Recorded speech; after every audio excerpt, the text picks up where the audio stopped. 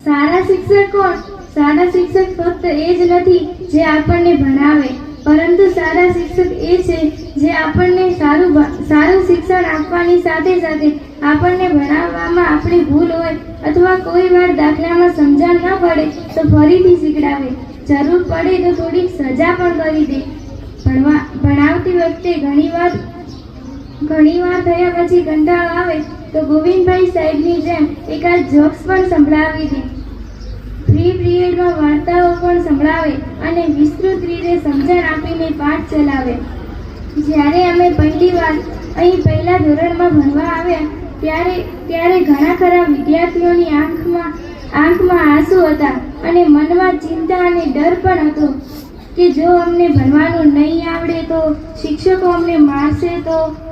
પરંતુ 4-5 દિવસ શાળાએ આવ્યા પછી તો આ શાળા અમને એટલી ગમવા લાગી કે આજે આ શાળામાંથી વિદાય લેવાનો શબ્દ સાંભળતા જ અમારી આંખ આંસુથી ભીંજાવા લાગે છે કે જાણે આ શાળા અમારા મોટા પરિવારની જેમ છે, જેને છોડીને આજે અમારે જવાનું હોય તેવું લાગે છે.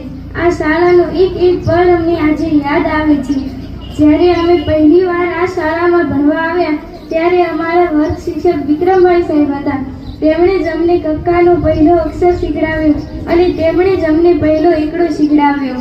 વિક્રમભાઈ સાહેબ બિલકુલ શાંત સ્વભાવના છે અને તેઓ નાના બાળકોની સાથે હસી મજાક પણ કરે છે, જેનાથી બાળકોનું ધ્યાન આકર્ષણ થાય છે અને બાળકો શાળાએ આવવાથી ડરે ના.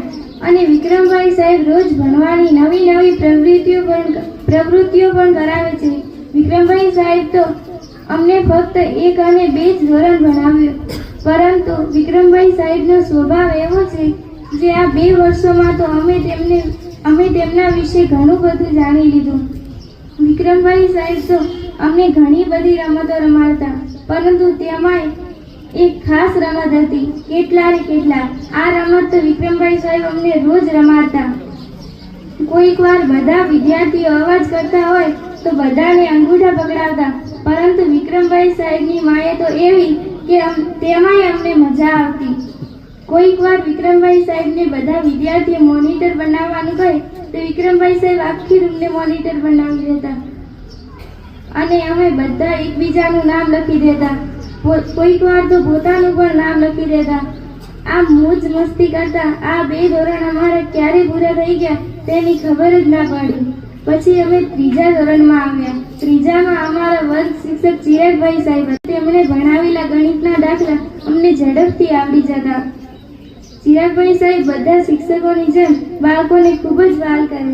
જ્યારે કોઈક વાર 2 મિત્રો એકબીજાથી બોલતા ન હોય ત્યારે ચિરાગભાઈ સાહેબ એમને દોસ્તી કરાવે અને હંમેશા સાથે રહેવાનું કહે. ચિરાગભાઈ સાહેબ સુખમાં હોય કે દુઃખમાં હંમેશા ખુશ જ રહે છે. પછી જ્યારે અમે 6થા ધોરણમાં આવ્યા ત્યારથી અમારા વર્ગ શિક્ષક ગોવિંદભાઈ સાહેબ બન્યા. ગોવિંદ સાહેબ વિશે તો આપણે બધા જ ખૂબ જ સારી રીતે જાણીએ છીએ. ગોવિંદભાઈ સાહેબના અક્ષરો મોતી જેવા આવે છે. તેમને ચિત્રો દોરતા પણ ખૂબ જ સરસ રીતે આવડે છે. જ્યારે ગોવિંદભાઈ સાહેબ પાઠ ચલાવતા હોય અને સારો એક ડાયલોગ પાઠમાં આવી જાય તો ગોવિંદભાઈ સાહેબ એ ડાયલોગને એવી રીતે બોલે અને તેની એક્ટિંગ કરે કે બધાને આનંદ આવી જાય. કોઈ વ્યક્તિ નિરાશ હોય ત્યારે તે પણ ત્યાંથી હસવા માંડે છે અને બધા વિદ્યાર્થીઓ તાળીઓની સાથે તેમનું સ્વાગત કરે છે, કારણ કે તેમના જોક્સમાં પણ આવી જ રીતે હાવભાવથી બોલે છે કે નિરાશ વ્યક્તિને પણ હસવું આવી જાય અને આપણને પણ આનંદ થાય છે. આમ જોવા જઈએ તો આપણી શાળાના બધા જ શિક્ષકોમાં ઘણી બધી સારી બાબતો રહેલી છે, પરંતુ તેમાંય આપણી શાળાના આચાર્ય ભરતભાઈ સાહેબ છે જે આપણી આખી શાળાનું સંચાલન કરે છે. ભરતભાઈ સાહેબ આપણી શાળાના ખૂબ જ જૂના શિક્ષક છે. તેઓ આપણી શાળાની બધી જ જિમ્મેદારી સંભાળે છે. ભરતભાઈ સાહેબ શાળા માટે કેટલું કામ કરે છે તે જોવું હોય તો આપણે રજાના દિવસે પણ આવી શકીએ છીએ. ભરતભાઈ સાહેબ રજાના દિવસે પણ પોતાનું કિંમતી સમય આપણી શાળા માટે નીકાળે છે.